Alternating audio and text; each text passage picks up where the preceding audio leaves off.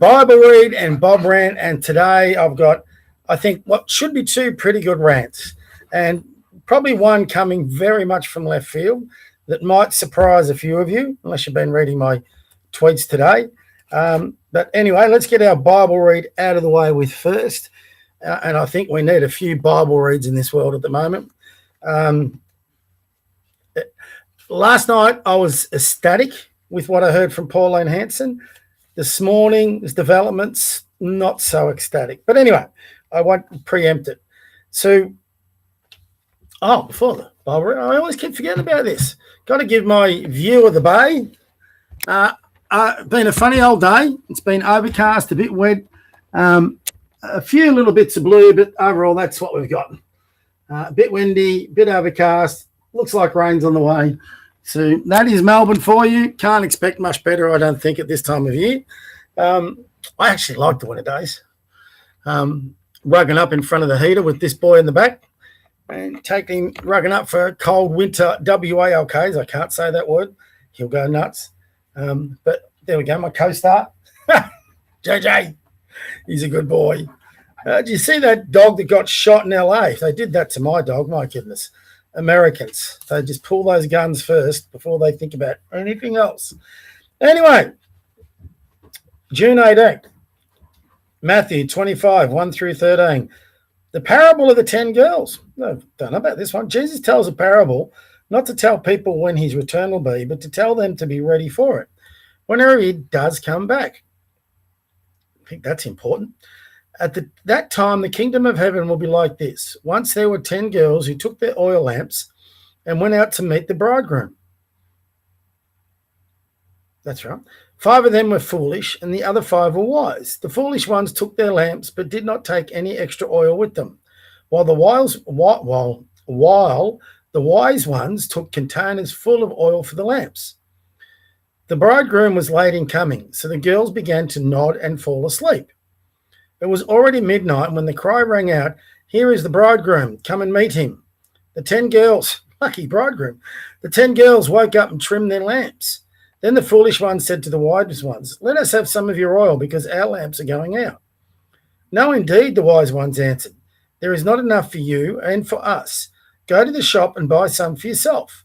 So the foolish girls went off to buy some oil, and while they were gone, the bridegroom arrived. The 5 girls who were ready went in with him to the wedding feast, and the door was closed. Later, the other girls arrived. Sir, let us in," they cried out. "Certainly not. I don't know you," the bridegroom answered. And Jesus concluded, "Be on your guard then, because you don't know the day or the hour." Certainly don't. When that day or hour comes, I hope I've done enough, but we'll see. All right, rant time. First up, Pauline Hanson yesterday at the National Press Club. Thought she was absolutely brilliant. I don't give 2 hoots about the way she speaks or whether she can finish the sentence properly or not. I'm not out. I don't care about having an orator or a politician or a statesman or anyone like that as my Prime Minister. I want someone who has values, who can look down the camera and call it as they see it, male or female, couldn't care. And Pauline yesterday showed she ticks all those boxes with 100%. There's no if, buts, maybes, no bloody talking points, no trying to keep the media happy, no worrying about the polls. What she thinks, what she believes in, she says, and she says it straight down the barrel of the cameras at the National Press Club. It was absolutely brilliant. And she's got all the left just in meltdown. They know they're in trouble. Angus Taylor, I can't believe he came out, and his hill to die on politically was to argue between a monoculture and a multicultural society. I mean, what Pauline said yesterday, it's interesting, all her critics have just picked out the monoculture statement. But if you watch the speech, she said Australia is a multi-racial country that needs to have a monoculture. She was supporting immigrants. She was supporting different races. But what she was saying, which was common sense, is wherever you're from, however far back you go, whether it's recent or back to the convicts, you've got to accept the Australian culture, our Australian way of life. And she's going to define it. And I thought that was one of the most brilliant. There was lots of brilliant statements in her speeches, lots of brilliant commitments in that speech. And she had the National Press Club on their heels. It was glorious when she told an SBS journalist that she'd be out of a job to her face. It was glorious there that she had all these ABC journos and acolytes in there, and she said, well, you're becoming a subscription service. Deal with it. That was just so good. As a conservative, she ticked nearly every box that I'm looking for. And I'm going, I know where my vote's going. I was already there, but now I'm there even stronger. I saw, I for the first time, I can actually legitimately say I saw our next Prime Minister. Now, will she get there? I don't know. There's so many other good people that could have been good Prime Ministers have been torn down in the past. So let's hope she gets there and she wins the day. And let's hope her and her team can get the people around her that can make her government last, not be a one-term wonder. She's got to have good ministers. And I know she says she doesn't want to poach anyone from the Liberals, and that's fair enough. But I would certainly be approaching past Liberals, people they can trust, people who are conservative, they know are conservative. Barnaby Joyce can help you, whether they're Liberals or Nationals, and get them on the One Nation train so they can be in her ministry. I would be approaching people from industry, corporations, people who know how to run a business. Get them in there so they can manage the ministries. Like you said, she wants ministers who can manage a brief and control the bureaucrats, not the bureaucrats control the ministers. And yesterday she was 100% spot on. When you look at the Albanese front bench, some of the idiots he has appointed as ministers, they couldn't clean a toilet bowl, let alone run a ministry. So, so Amanda Ridgeworth, Annika Wells, Claire O'Neill, it goes on and on and on. And sorry, you look at the opposition front bench and Tim Wilson, treasurer. What? No chance. So she's got to get a team around her, and she's got time to. But the pillars they're putting in on their policy platform are fantastic. They're going to get rid of all the climate change bullshit. They're going to take us out of the UN. They're going to take us out of Paris. They're going to bring back coal stations. They're going to start investing in nuclear power. They're going to drop our energy prices. Don't fall for the ALP bullshit talking points. They're going to call her racist. She's no racist. You only had to listen to her yesterday. She's not a racist. She wants a monoculture, not just a one culture. She wants a monoculture and a unique Australian culture that accommodates people from across the globe. She doesn't want to destroy immigration. She wants to reduce it. But they're going to tell you she's a racist and a bigot and Asians and Indians and all this aren't welcome here. No, didn't say that. Didn't say that at all. They're going to say that she's voted to lower workers' wages when they damn well know they've bundled that legislation up with other legislation that she and others could not support. They play these political games, the ALP. So when she votes against one of those bits of policy or legislation, they would have been bundled up with other policy that was just unacceptable to any centre-right politician. So you've got a choice. Do I vote for it? Do I vote against it? So every time she votes against it, they use, look at a parliament record. She votes against all this stuff. So don't swallow their bullshit. And when they're talking this bullshit and they're doing the little stunts like the Get Up banner, she's got them on the back heels. And let them keep doing the stunts. Every time they do one of these stunts, her poll numbers will go up. I can't wait to see the next poll numbers. I was on what do you call them? On X, an X corner or whatever. I don't know, where you have a host and everyone gets on there and talk. It's not quite a podcast like I do with this, but Ben from Australian Talk got me on there, and it was unanimous. Everyone who got on and spoke were just loving what Pauline did. I think even Ben and his co-host, I can't remember their name, and shout out to Ben for inviting me onto it. They were a bit taken aback by how enthusiastic everybody was about Hanson. They were taken aback. They could sense that something is changing here. I think we can all feel it. And we've been, as I said to the guys last night, if not now, when? Now, you don't have to be a Pauline Hanson fan. You don't have to believe in everything she's put on there. But everyone's been screaming out to bring down this multi-party system, the uni party, as many of them call it. Well, here's your chance. Get on board the train. This is it. I've been okay with that as long as we had a political party that could win government. I've said this all along. When they were talking about put the majors last, I didn't support that because all it was going to do was deliver ALP government, which it did. We now have a chance to get rid of the ALP government and bring her about change and shake up the bureaucracy, mainstream media, the whole uni party born to rule system.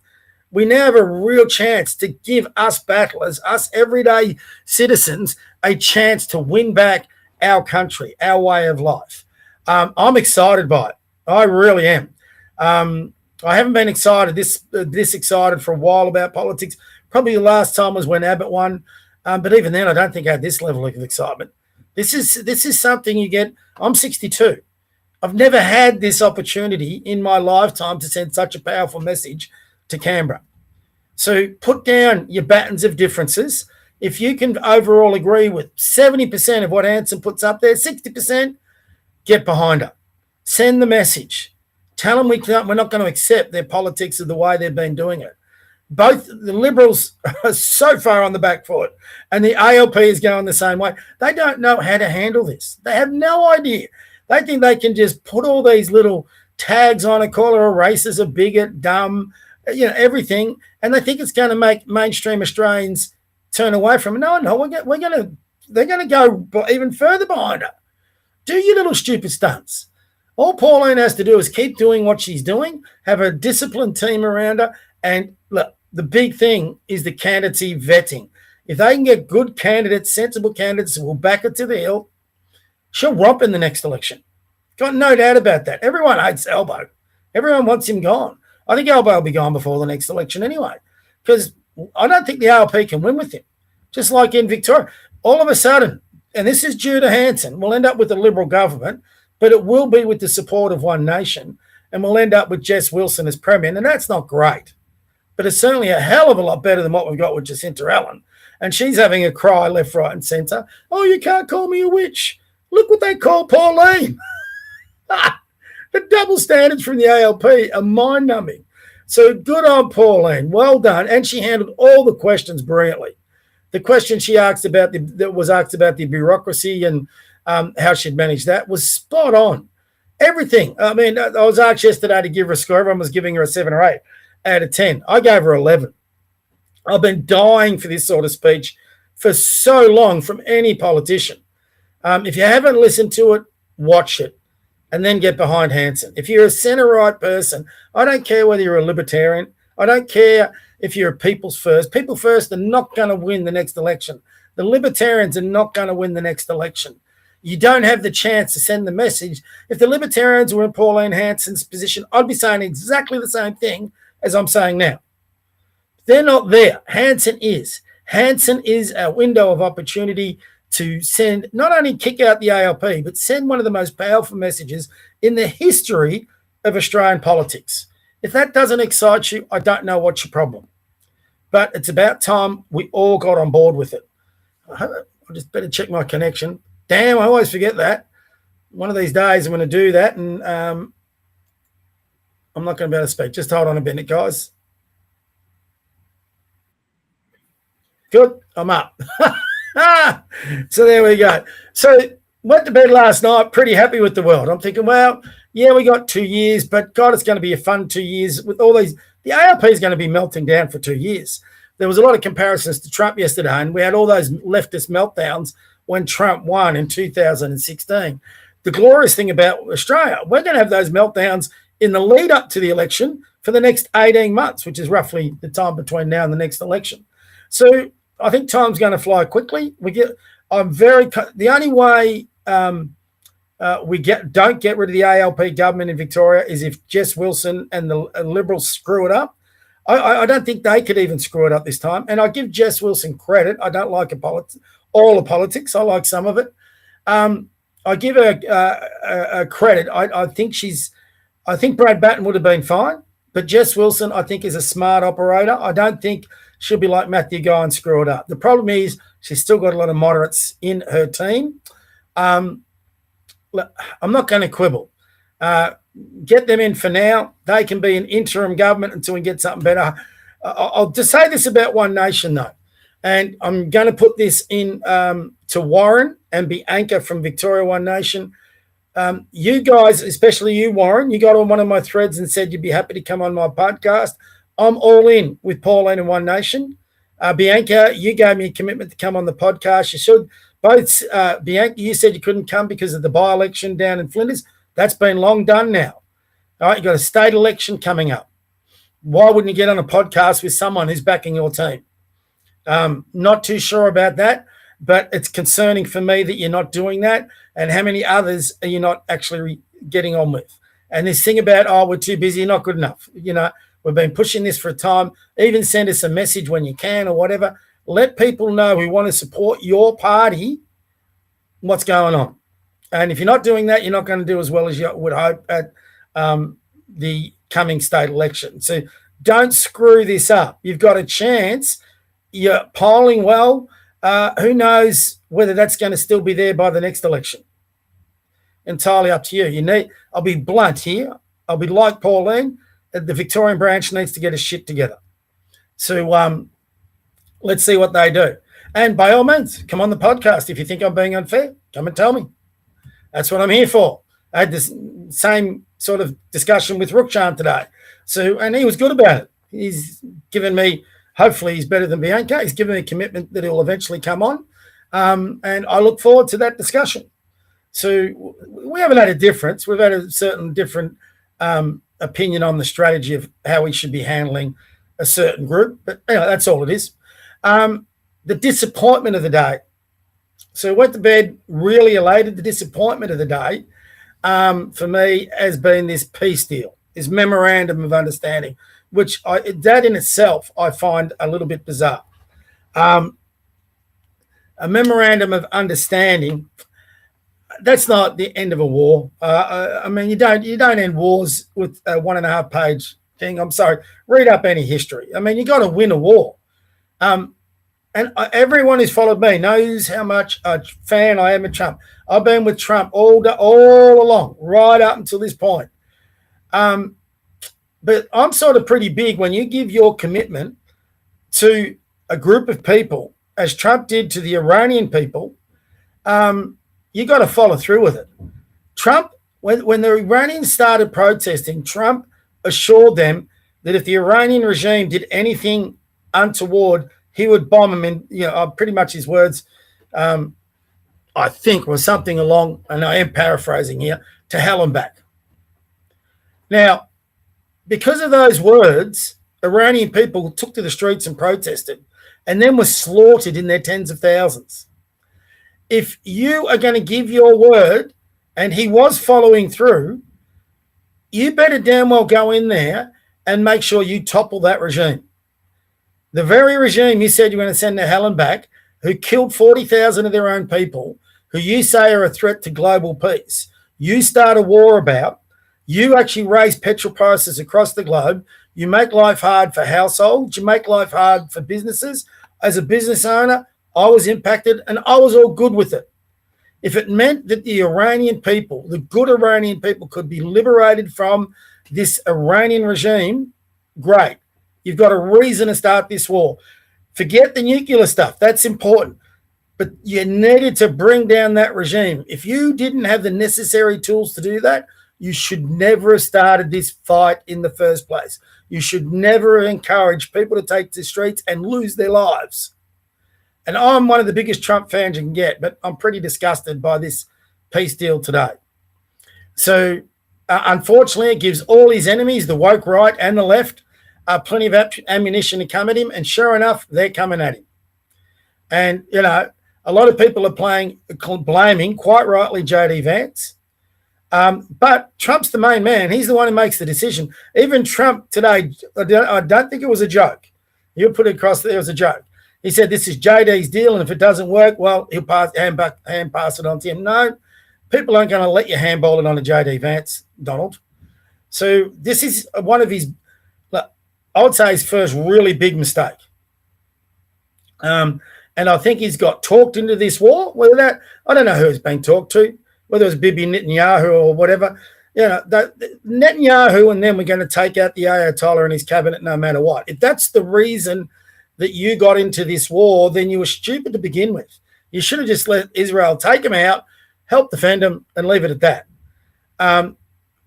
A lot of us put our trust in Donald Trump to believe what he said about the first strike and then nuclear capabilities. He said they were done and dusted. I gave him the benefit of the doubt that, well, maybe they didn't quite get it all and they're going in again. So I'm a little confused with this whole peace deal because basically we haven't achieved anything. All right, we've wiped out, apparently, and we're taking his word at it now, we've wiped out the Navy, their Air Force, the missiles, the industry, all that. All right, that's significant. But now they can rebuild, and they've given Trump's given them the chance to get investment into their country, $300 billion worth, to rebuild. All right, it's not American money. Who cares?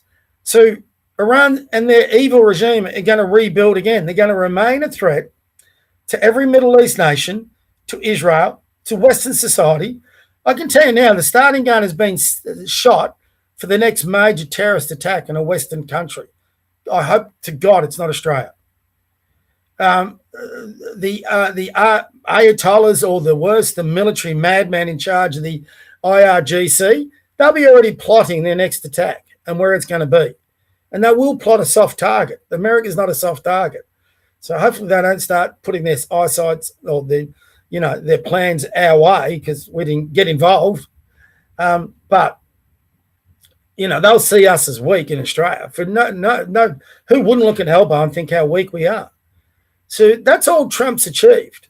Okay, he's destroyed it. Everything he's destroyed, they will rebuild, and they will rebuild quicker than Trump says it gives him credit for. He's saying it'll take him 15 or 25 years. Well, if it's going to take them that long, that's not long. That's a generation. So, I was really hopeful in my lifetime I was going to see the fall of the Iranian regime. I doubt that's going to happen anymore. I don't think I'm going to be around when it does. I hope I am. It'd be a lovely little thing to see, but I don't think it is. And Trump has now gone the same path as other presidents. He's got involved with wars, and he's gone into those wars without the intention of winning it, like winning it conclusively. He was talking about at some time unconditional surrender. There's been no one. That's all you can have with these sorts of regimes. There's been no unconditional surrender. Bush made this mistake in Iraq. Bush and Obama made the same mistake in Afghanistan. They went in there, but they didn't give our military, the Western military, could have absolutely won both those wars. They could have won the peace, but they didn't have they start these wars, but then they don't have the intestinal fortitude to see them through. And I'm not talking for forever wars. I'm talking go in there, obliterate your enemy, do what they did in Nazi Germany. God, they could take on Nazi Germany, which was a much tougher foe than what you face in Iraq and Afghanistan. They absolutely defeated them. They defeated Japan, and then they won the peace. They could have easily done that again if they had the intention to do it. But they were looking for a quick political fix. They weren't looking for what was needed to win a war. Trump's just done the same thing. Trump's just like Obama. Obama, if everyone remembers, during Obama's presidency, there was a revolt of the people walking the streets. Hundreds of thousands of them took to the streets under Obama. Had Obama got behind those demonstrators, then those protesters, who knows? The Iranian regime might have gone already. But Obama decided to sit on his hands because he didn't have the courage to do it. Trump now, because of, I think, the influence of the woke right, the media, a whole bunch of things, the upcoming midterms, he's backtracked. Sorry, you can't. I'm a Trump supporter. You can't be, as much as I'm a Trump supporter, I've always said I'm never going to follow any politician like a football team. And when I believe they've done it wrong, I'll call it out. I'm calling Trump out on this one. And I love the guy. I think he's done so many good things. But this one, he's let down the Iranian people, he's let down the Israeli people, and he's let down Western nations in general, who, by the way, have a lot of blame to share here. They didn't get behind Trump and support him. They all stayed away. So if we get an attack in Paris, London, Germany, Australia, America, that's on Western nations now. You had your chance. You had your chance to get out of the regime that funds terrorism. They fund Hezbollah. They fund Hamas. They fund a lot of proxies. They will be funding Islamic groups that are planning attacks in Western countries against innocent citizens. And when that happens, that'll be on Trump, not on Vance.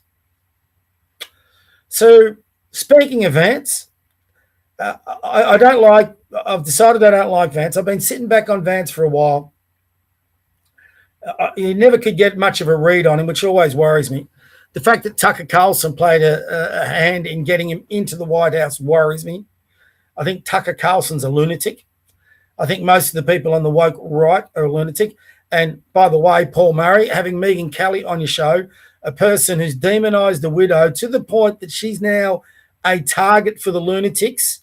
So there's a very big chance that we could see after Charlie's assassination that Eureka faces the same fate, all because of the hatred being spewed out by Candace Owens, who's supported by Megyn Kelly. Who does Paul Murray have on his show last night? Megyn Kelly, his good mate.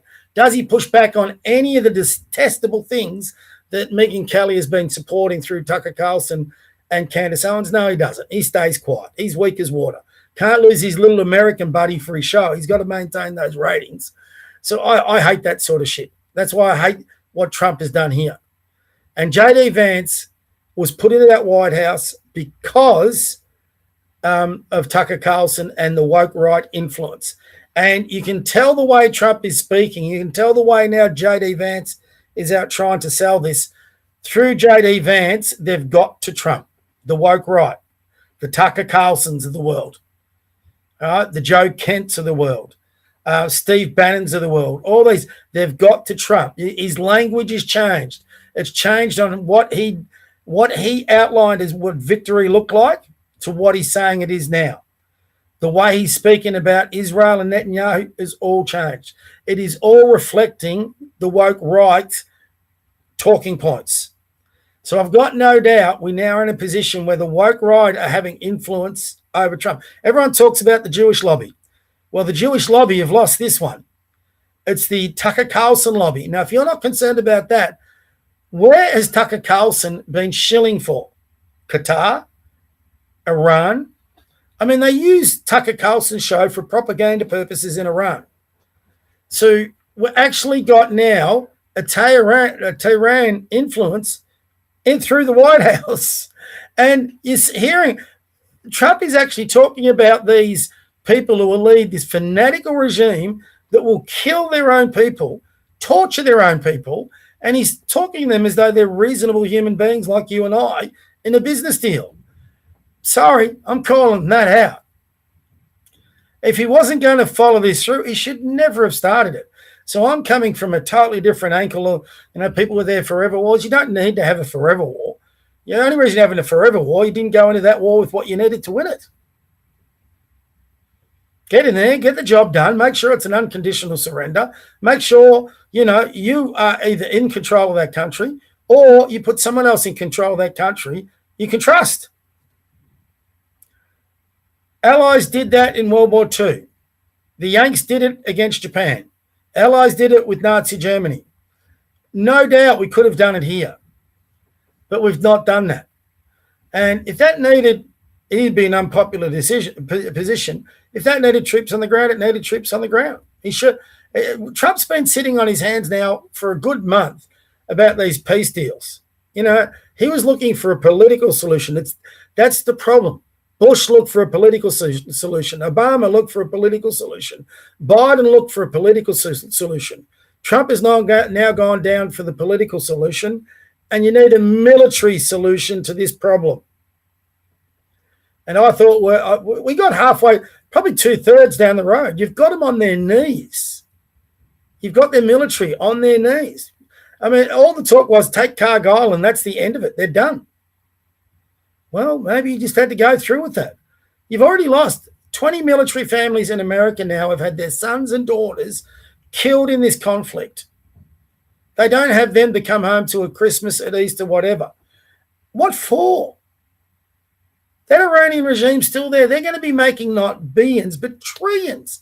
All the sanctions are being lifted. Where do you think those trillions are going to be going to? And Trump assures us it's not going to happen. Sorry, I cannot believe that. Every president assures us. And Trump is saying, while he's there, well, he's not there much longer. There's only one person, I think, now that can actually retrieve this, and that's Marco Rubio. And if you watched any of the announcements Trump's been making today with Marco Rubio on the back, his body language is obvious. He does not like this deal. He's hanging his head. Rubio's usually very effervescent sort of person. Rubio's head's down. His body language is awful. You can tell at certain parts of how Trump speaks. Trump was speaking today. It's okay for Iran to have ballistic missiles. Hold on. It wasn't okay 3 months ago when you started this thing. Why is it okay now? The moment he said that, Rubio's head dropped. So you don't have to be a rocket scientist to figure out where Rubio is. So, I tell you, everyone likes to compare Hanson to Trump. I'm very confident in saying this. I could be wrong, but I don't think so. Hanson would never throw people under the bus like Trump has just thrown the Iranian people under the bus. I don't see Hanson ever doing that. Don't see it. I don't think Hanson will be obviously in the position that Trump's in. But again, we've just had another president. God, I never thought these words would leave my lips or cross my lips. I think we've got another president we can be disappointed in. I never thought I'd ever say that about Trump. So, yeah. So I do think, I don't know how we get there, and I hope Pauline can get there. But if we're going to be Australia first, we've got to look after Australia first. I think I'm absolutely convinced now. I was convinced under Biden and Obama. I thought Trump could retrieve it, but I think Australia has to become more defensively capable. We have to be able to defend ourselves without having to rely on the Yanks. Forget the forever wars or boots on the ground. There are some justifiable wars, and when a government slaughters 40,000 of its own citizens because they dared to take this to the streets and protest, I actually think that's a justifiable war. But I'm different.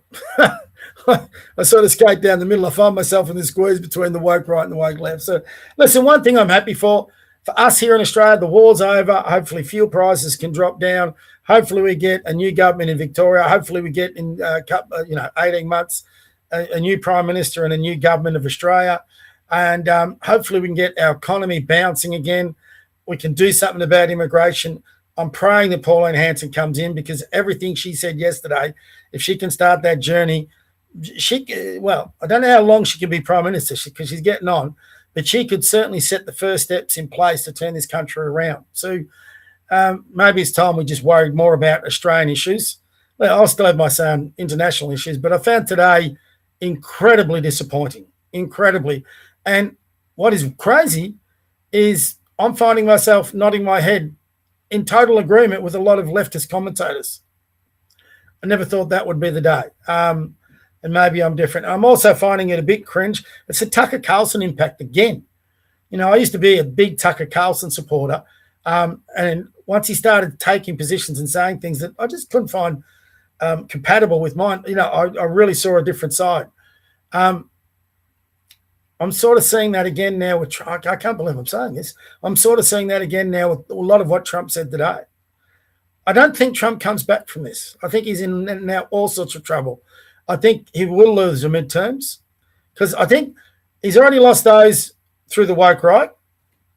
He's now going to lose the MAGA lot who support him, a lot of them, not the neocons, the ones that see the lack of integrity in this. So, when in America you say he's going to lose them, they're not going to come out on polling day. So that means the Democrats win. So he'll be a lame duck president, for the next 2 years. We're going to go through a lot of nonsense. We're really looking at another Democrat presidency after this. We really are. And I think the only person that can retrieve it is Marco Rubio, but I don't know even if that'll be enough now. And my biggest fear, my biggest fear is not a Democrat presidency, not a Marco Rubio presidency. My biggest fear is we get a rubber-stamped Tucker Carlson presidency. And I think J.D. Vance is just started his run for the American presidency. This deal's his. It satisfies everyone on the woke right, all those lunatics. So he'll have his base coming forward. They're going to try and steal the MAGA base, but that's where I think it's going to come apart. I think you're going to see that MAGA base now split quite hard. And whether I'm hoping the MAGA base can come behind. I think Rubio is super smart, speaks incredibly well. I think he has a lot of integrity, and I hope a lot of the MAGA base now swing behind Rubio, because I think he's their major chance now. And Trump's done a lot of good, don't get me wrong. Shutting down the borders, a lot of the different policies he's brought in, for example, with women and males in women's sports, all that sort of thing. He's opened up freedoms, all that. There's been a bunch that he's done, getting the energy costs down, bringing the energy production up. So I think he's still been overwhelmingly a good president.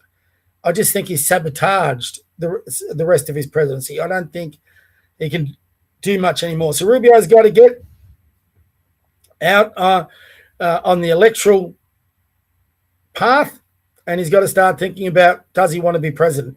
He said he wouldn't take on Vance in a presidential race. I think he needs to get on the hustings and do exactly that. I think a Rubio candidacy for a Rubio nomination for the Republican candidacy, I think Rubio would romp it in. And if he does, then there's a chance. But I don't think we can sit back in Australia and rely on that anymore. So, yeah. So, disappointing day. I can't believe I've said some of those words about Donald Trump. But here we are. Hey, I've got a comment. Let's have a look. A couple of comments. See what they're saying. See what I've got. I've got one. Man, you cannot pretend to take. Yes, I can, mate. It's a free world. I can talk about whoever I want. So I don't get why people, if I want to have my opinion, that's fine. I'll support whoever I want. You can support whoever you like. We can talk about the differences, but I take Rubio very seriously. I think he'll be an excellent president. But it could be just another trial, which is disappointing. She has no conviction, just a puppet for Trump's peers. I don't think he's much of a puppet because I don't think he got his way on this peace deal. So he's hardly a puppet. If anyone's a puppet right now, it would be J.D. Vance, or maybe Trump himself. Maybe Trump's now become the puppet of the woke right, because this is a woke right outcome. Tucker Carlson will be dancing in the streets. What else we got here? Stop calling him Hanson. Oh, here we go. Hanson is just retard, useful idiot lady. She's a disgusting, shameful embarrassment. Yeah, okay. All right, mate, you're an idiot. So bye-bye. We'll just double check that. Always get one or two trolls. And to restream. Yeah. See you, mate. So he's gone. I always get a couple of trolls. Does that mean I'm over the target? Don't know. But I always get a couple of them on this. Anyway, that's enough from me. I've had my rant. We'll talk more about this definitely next Tuesday. I'll try and get on tomorrow. Not too sure. Again, life is pretty busy. So from me and my boy down here, say hello, JJ. God bless you. God bless your kids. God bless your grandkids. God bless your pets. God bless that flag. God bless Pauline Hanson. And let's make this country as good as well. He's back again. Yeah, no, just, mate, why bother live streaming if you're terrified? I'm not terrified of the chat. I'm sick of bullshit. Hey, mate, if you want to come on to the live stream, maybe send me through a message and we'll arrange it. Anyone can sit behind a keyboard and be a keyboard warrior, but you don't have to be, so the troll's back. Anyway, time for me to go. I've got a coffee to get to. I've got to take him for WRK, and that cloud's looking quite ominous out there. Had my say. We'll be back on tomorrow and hopefully next week, and with the main podcast Tuesday night, 8 o'clock. Lots to come from us. Like I said, it's exciting time federally. I'm going to be trying to get the One Nation leaders on here. I think it's important we find a bit more about One Nation. We're about to go into an election. Who are they? What are they? Right behind what Pauline Hanson said. What are their state policies for this next election? Are they supporting, for example, Jess Wilson's commitment to get rid of that that Indigenous treaty in that second chamber within our parliament. Lots of things to be discussing. We'll see what goes on. So anyway, everybody, I will see you tomorrow.